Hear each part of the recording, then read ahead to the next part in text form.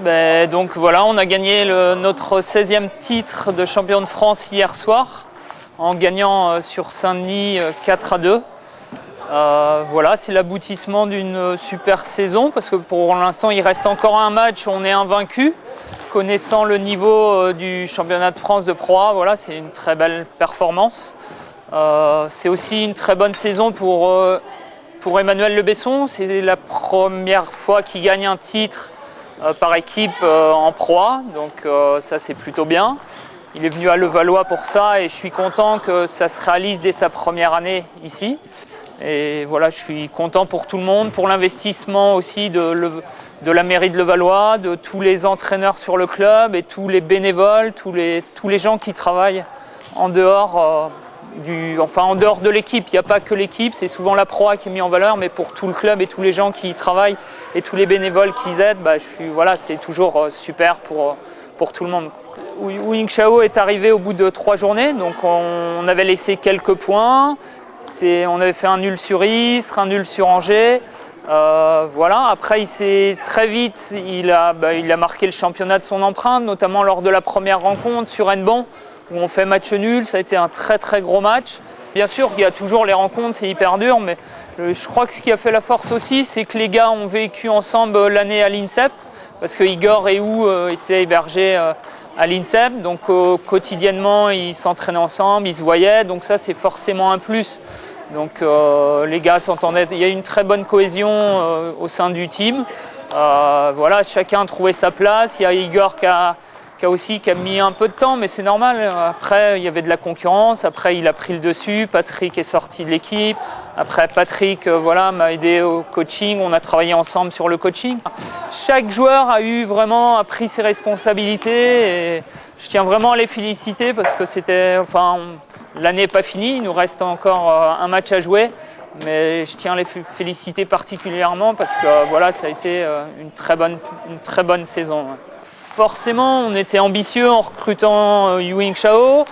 On voulait, pas que la Ligue des Champions, on voulait au moins se placer en quart de finale d'une des Coupes d'Europe.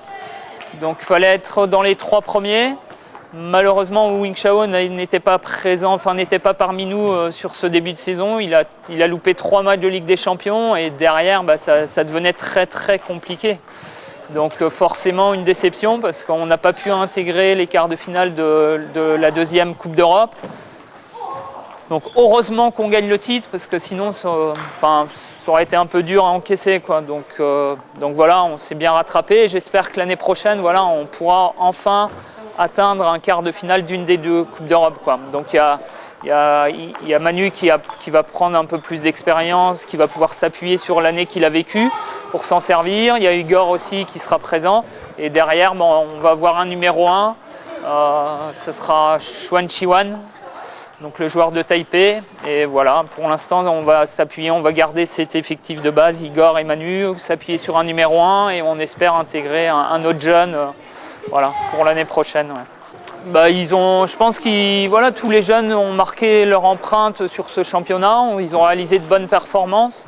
Après, j'espère qu'ils vont continuer. Il n'y a pas de raison qu'ils ne continuent pas à avancer. Je crois qu'ici les Moulineaux, ils ont une équipe très jeune avec de très bons jeunes.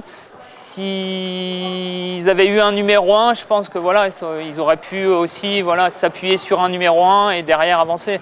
Après, ils vont descendre en Pro B, ils auront des matchs à pression parce que c'est jamais facile de monter. Donc ils vont apprendre également en Pro B, je pense, en jouant des matchs avec un objectif. Et ils joueront chaque rencontre de championnat avec cette pression.